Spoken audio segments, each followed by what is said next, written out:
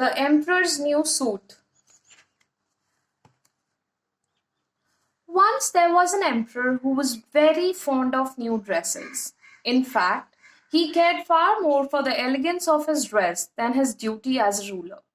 Clothiers and tailors would often come to him with newer fabrics and patterns.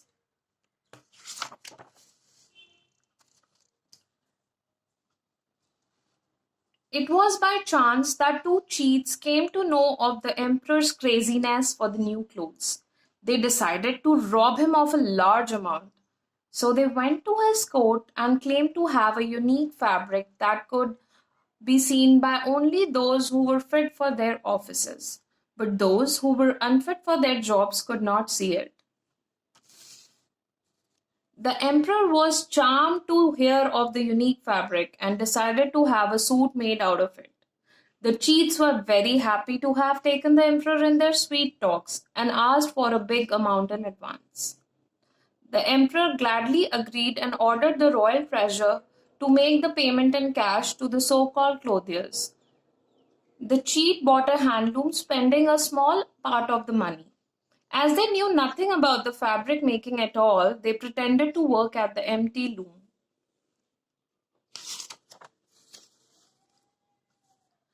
The emperor felt overjoyed to think of the unique suit.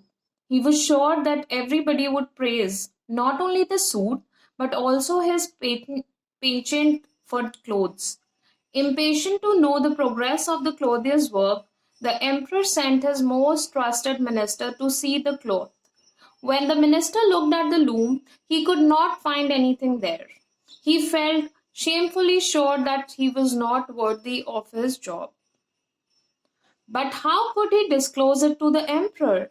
So he reported that the fabric was really very lovely. A few days later, the emperor sent his wisest and most shrewd adviser to where the clothiers were at work. The man looked at the loom and blinked his eyes in dismay. As for the cheats, they pretend to rejoice at the fineness of the fabric and its pattern. The shrewd adviser was at a loss to understand as to what to do. He was considered to be very, very wise by the emperor. But the unique fabric had been invisible to him. It clearly meant that he was either very stupid or just unfit for his office. Thinking very hard over the point, the man decided to tell a lie before the emperor. He approached the emperor in his bedchamber. Bowing low and putting a broad smile on his lips, he said, "The fabric is indeed magnificent and just worthy of your highness." All the courtiers were sent one by one to inspect the unique fabric, but none of them could see anything at the loom. Still, nobody wanted to be styled unworthy of his office, so each of them reported the fabric to be worthy of the emperor.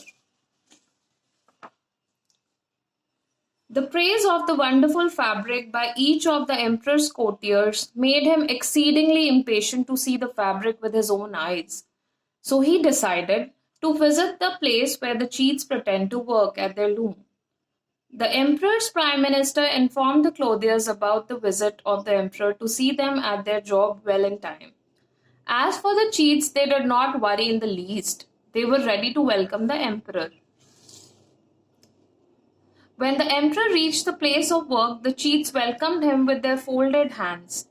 Finding nothing at the loom, the emperor looked at his ministers in dismay. He wanted to discover whether they could see the fabric which was just invisible to him. All of them were keeping on happy faces to show that they were seeing the unique fabric. "Oh, how shameful of me to be unfit for the throne of my ancestors," thought the emperor. But to hide this fact, he pretended to see and feel the cloth.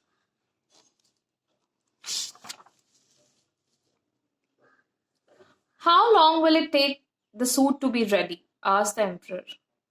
"Oh, by tomorrow morning," came the prompt reply from both the cheats. They suggested that a beautiful procession should be arranged to lead the emperor with the new suit on through the market.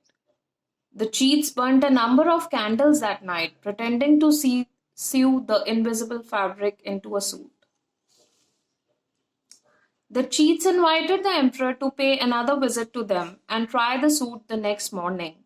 The emperor gladly agreed, though he knew in his hearts of hearts that he could not see anything there. Early next morning, the emperor reached the place where the clothiers were at work. He went there alone. The cheats put on smiling faces and pretended to hold the suit by its shoulders before the emperor proudly. Then they asked the emperor to take off his royal robe in order to try the new wonderful suit. When the emperor had unrobed himself, he had only his underwear on. The cheats were laughing in their sleeves to see the emperor befooled like anything. But very shrewd as they were, they pretended to take his measurements for the trial of the suit. They would raise the emperor's arm to various positions as if to help him put the suit on. The cheats made the emperor stand before a tall mirror. Then they pretended to help him adjust the new suits properly on his body. The emperor, grossly befooled by the cheats, looked at his reflection in the mirror. Though he saw nothing at all and felt rather silly, he would not admit it. On the other hand, he began to praise the skills of the clothiers greatly.